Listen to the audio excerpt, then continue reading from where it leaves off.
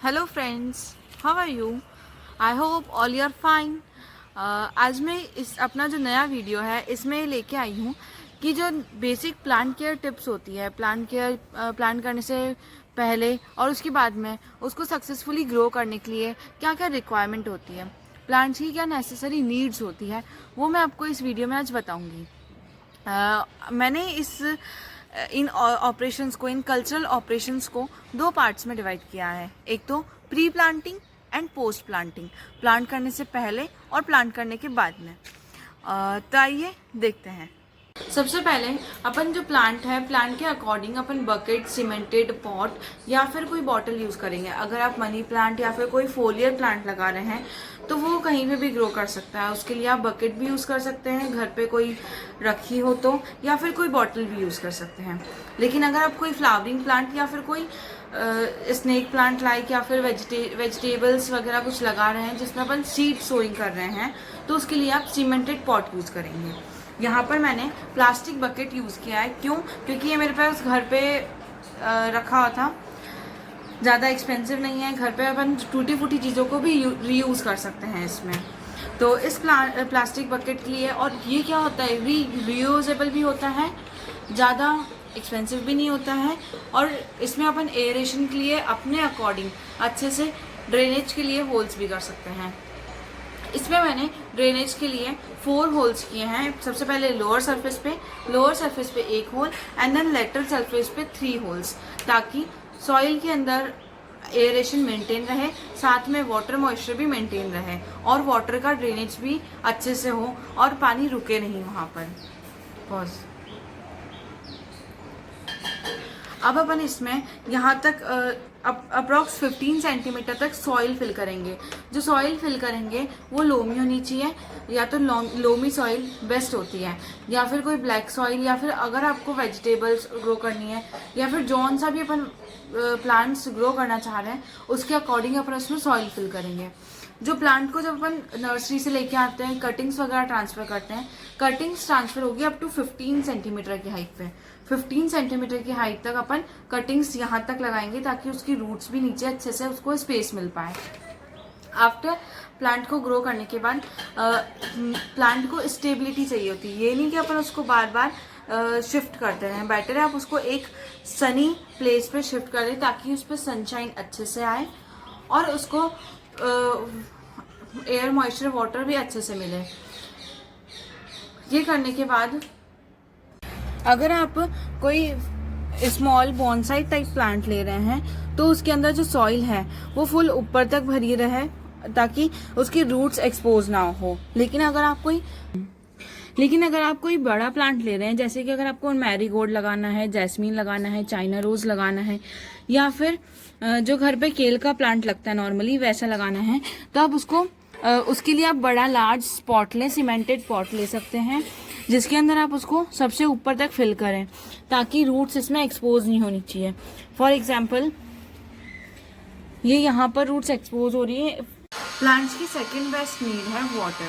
तो वाटर अपन को daily basis पे करना चाहिए।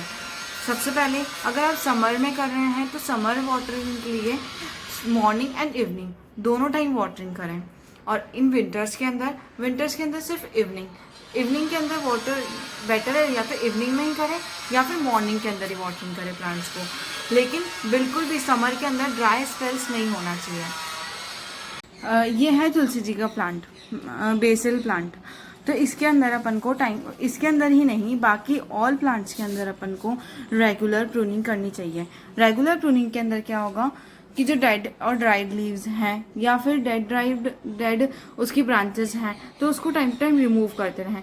जैसे कि आप देख रहे हैं, बेटर है कि अगर आपके पास सिकेचर हो तो उससे करें, अगर नहीं है तो अपन नॉर्मल सीजर भी यूज़ कर सकते हैं। ये जो लीव्स हैं जो वीक हो गई हैं इनको टाइम टू टाइम ऐसे ही हटा लें, और जो ब्रांचेस हैं जैसे कि देख रहे हैं कि सूख गई है तो इसको डायरेक्ट इसकी ब्रांचेस सीजर से ही हटा दें।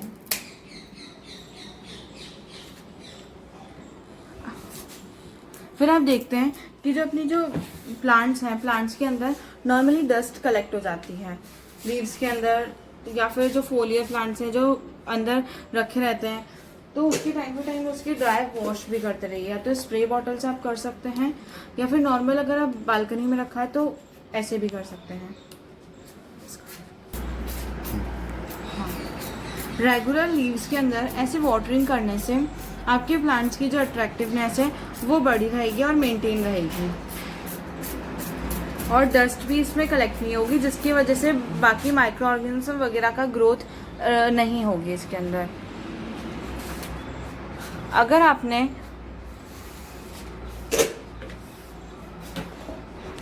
कर दिया कर बीच में, अगर आपने अपने घर पे ऐसे ग्लास प्लांट्स के अंदर मनी प्लांट लगा रखा है या फिर कोई फोलियर प्लांट लगा रखा है, तो इसमें बहुत टाइम के बाद वाटर एक्सचेंज करते रहिए टाइम टू टाइम। और अगर इसमें एल्गल डेवलप हो गई है तो आप नॉर्मल अपना ब्रश लेके रूट्स से एल्गल या एल्गी निकाल सकते हैं और अनवांटेड रूट्स को रिमूव कर सकते हैं।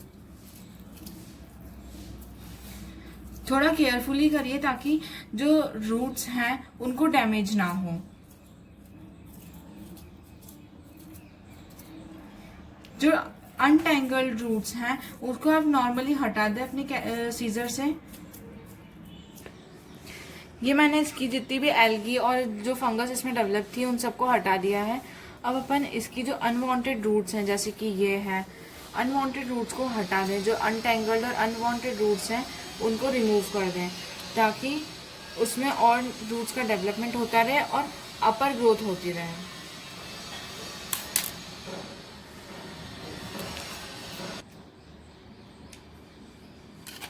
इसमें अपन ने सारी अनवांटेड रूट्स को रिमूव कर दिया है, यहाँ से भी रिमूव कर दिया ताकि अब इसकी अपर ग्रोथ होती रहेगी। और इस बॉटल का वाटर चेंज करके मैंने वापस से रूट्स को इसमें इंसर्ट कर दिया। मैंने अब इस रूट्स को अच्छे से इसमें वाटर चेंज करके इंसर्ट कर दिया है ताकि ऐसे इसमें डालना है कि इसकी जो रूट्स हैं वो डैमेज ना हो। और ऐसे आप अपने दूसरे प्लांट्स को भी क्लीन कर सकते हैं। मैरीगोल्ड में time to time pruning required है, जैसे कि आप अपने प्लांट्स के अंदर लेटरल ग्रोथ को इंक्रीज करने के लिए जो टॉप लीव्स हैं, टॉप बर्ड्स हैं, उसको रिमूव कर सकते हैं। जैसे कि ये एक ब्रांच है, इस ब्रांच के जो जस्ट टॉप लीव्स आ रही है आप उसको रिमूव कर सकते हैं ताकि लेटरल ग्रोथ होती रहे इसकी। और टॉप लीव्स को रिमूव के साथ भी करने के साथ साथ भी आप इसमें जो डेड राइज लीव्स हैं या फिर जिस ब्रांचेस के अंदर लीव्स नहीं आ रही हैं, जैसे कि यहाँ पर देखिए यहाँ पर लीव्स नहीं आ रही हैं, तो आप इसको सीजर से हटा सकते हैं, रिमूव कर सकते हैं ताकि लेटरल, क्योंकि ऑक्सीजन कंटेंट जो होता है वो मेनली टिप पे ज़्यादा होता है और उसकी वजह से ही उसमें लेटरल ग्रोथ होती है। फ्लावरिंग प्लांट्स के अंदर प्रॉपर फ्लावरिंग के लिए आप time to time fertilisers apply करते रहें, फर्टिलाइजर्स और मैन्योर्स दोनों। अगर आपको लगता है कि वाटर बहुत जल्दी ड्रेन हो रहा है सॉइल के अंदर तो आप ऑर्गेनिक मैन्योर ऐड करें। और अगर जो उसकी लीव्स है, इफ प्लांट्स की लीव्स येलोइश हो रही है, जैसे कि यहाँ पर थोड़ी येलोइश हो रही है या फिर कोई विल्ट हो रही है, तो फिर आप उसके अंदर फर्टिलाइजर्स अप्लाई करें, नाइट्रोजन, फॉस्फोरस और पोटेशियम के फर्टिलाइजर्स। वो फर्टिलाइजर्स आप होममेड भी बना सकते हैं और कहीं नर्सरी से लेके भी आ सकते हैं। Time to time fertilisers apply करने के साथ साथ बाकी जो रेगुलर प्रैक्टिसेस हैं, वाटरिंग और ये डेली करते रहें, आपका प्लांट बहुत अच्छे से ग्रो होता रहेगा। ऑर्गेनिक मैन्योर आप अपने घर पे भी तैयार कर सकते हैं, वो मेरी प्रीवियस वीडियोस में आप देख सकते हैं। और ये जो प्रैक्टिसेस हैं ये सबसे ज़्यादा मोस्ट इम्पॉर्टेंट और बेसिक नीड्स हैं किसी प्लांट के लिए। बिगनर गार्डन्स के लिए ये जो प्रैक्टिसेस हैं ये बेस्ट हैं और इससे ही ज़्यादा एक्सपेंसिव और किसी एक्स्ट्रा एक्टिविटीज़ की कोई ज़रूरत नहीं है जिसमें आप प्लांट्स को ग्रो कर सकते हैं। इन्हीं प्लांट से आप देखिए एकदम हेल्दी प्लांट्स ग्रो कर सकते हैं। ओके, तो ये आपने इस वीडियो में देखा कि कैसे अपन अपने प्लांट को सक्सेसफुल प्लांट करके और अच्छे से उसकी मेंटेनेंस कर सकते हैं। और आगे वाले वीडियोस में मैं और अच्छे इंटरेस्टिंग फैक्ट्स और इंटरेस्टिंग इन्फॉर्मेशंस लाती रहूँगी। तो thank you for watching and please like share and subscribe my channel. Thank you.